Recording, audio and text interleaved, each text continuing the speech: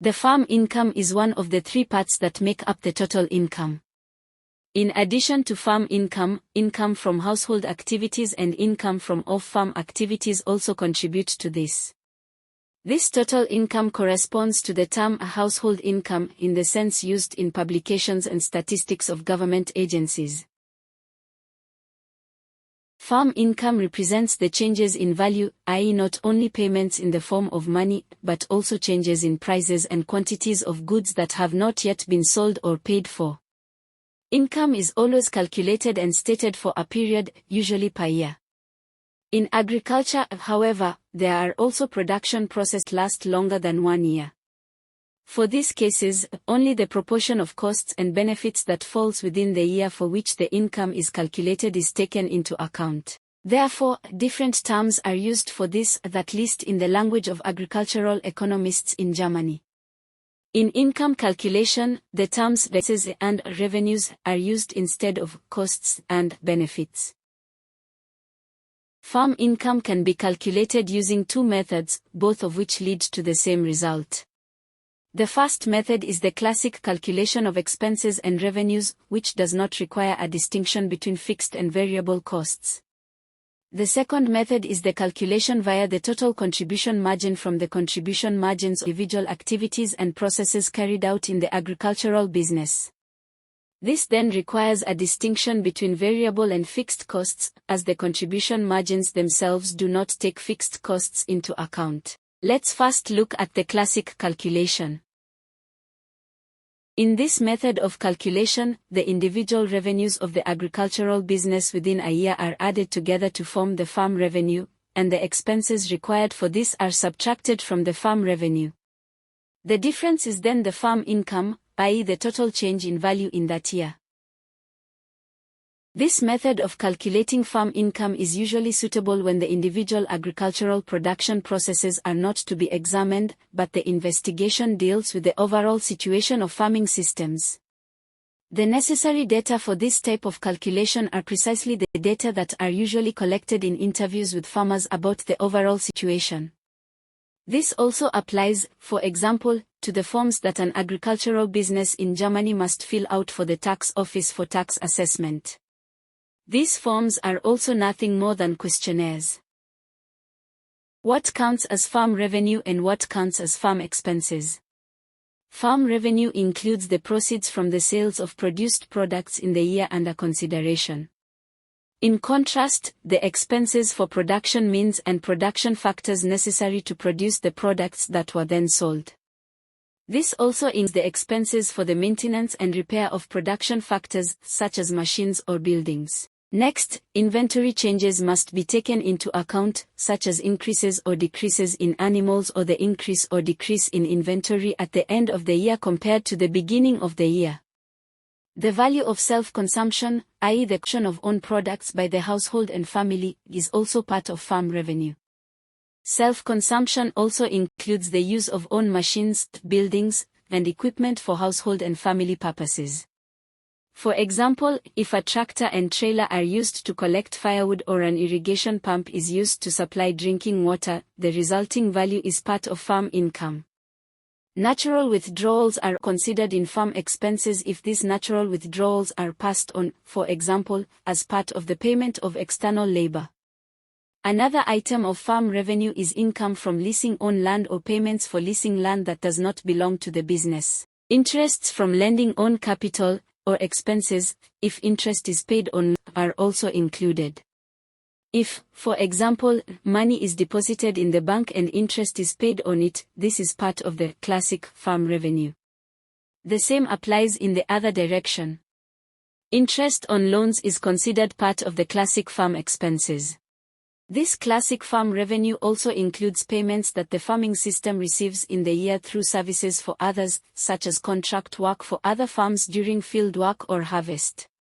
Conversely, payments for such external services, for example by contractors, are then considered farm expenses.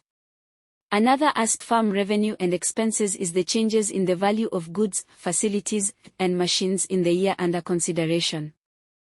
Depreciation and other value losses, e.g. due to accidents or changes in market value, contribute to farm expenses. Farm expenses also include transport costs and market fees and farm taxes. Alternatively to calculating farm income by the difference between the summed revenues and expenses, farm income can also be determined by the sum of the contribution margins and the subsequent deduction of fixed costs. The contribution margins are a result of partial cost accounting. In partial cost accounting, as the name suggests, only part of the total costs is considered. Partial cost accounting is used to assess the profitability of individual activities and compares the marketable services of activities with the costs specifically by the individual activity. These costs are referred to as variable specific costs. The difference between the marketable services and the variable specific costs is referred to as the contribution margin. The contribution margin is always calculated per unit of resource used, e.g. per hectare, per animal, or per hour or per euro of variable specific costs. Calculating farm income by the sum of the contribution margins and the subsequent deduction of the fixed costs is particularly suitable when the profitability of individual economic activities is the subject of the investigation of a farming system. In such investigations, the specific costs and services of the individual activities and processes must be recorded anyway. The income of a farming system can then be calculated by summarizing the results for all individual activities. There is no globally binding scheme for calculating contribution margins. Although users agree on the objective of the calculations, the views on implementation differ between different schools. There is no international authority that can prescribe a universally valid procedure, such as in physics, where there is an international system that clearly defines how long a meter or how heavy a kilogram is. There is agreement in economics that the contribution margin is the difference between services and variable specific costs. However, what is counted as services and variable specific costs is handled differently depending on the philosophical school. In German, a calculation scheme is predominantly used, which is published on the pages of the Curatorium für Technik und Bosison in der Landwirtschaft, or KTBL for short. Since this scheme is taught in most universities in Germany, we also use it in this learning unit. According to the scheme documented by the KTBL, the variable specific costs are subtracted from the services. The variable specific costs consist of the so-called direct costs, such as the costs for seeds, fertilizers, and pesticides in crop production, and the labor costs for the specific activity, i.e. the costs for the necessary labor and machines required for the work. The difference between the services and the variable costs is then the contribution margin. The total contribution margin of a farming system is then the sum of all contribution margins per year. For the calculation of farm income, the contribution margins of production processes that last longer than a year must be calculated proportionally for the year under consideration.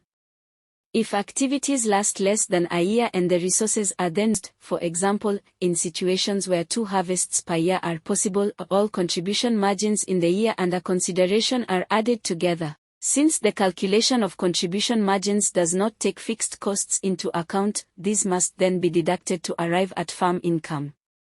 Fixed costs are the costs that arise independently of the individual activities, such as the costs for accounting or taxes for land ownership or costs for the maintenance and repair of buildings and machines that arise regardless of their actual use.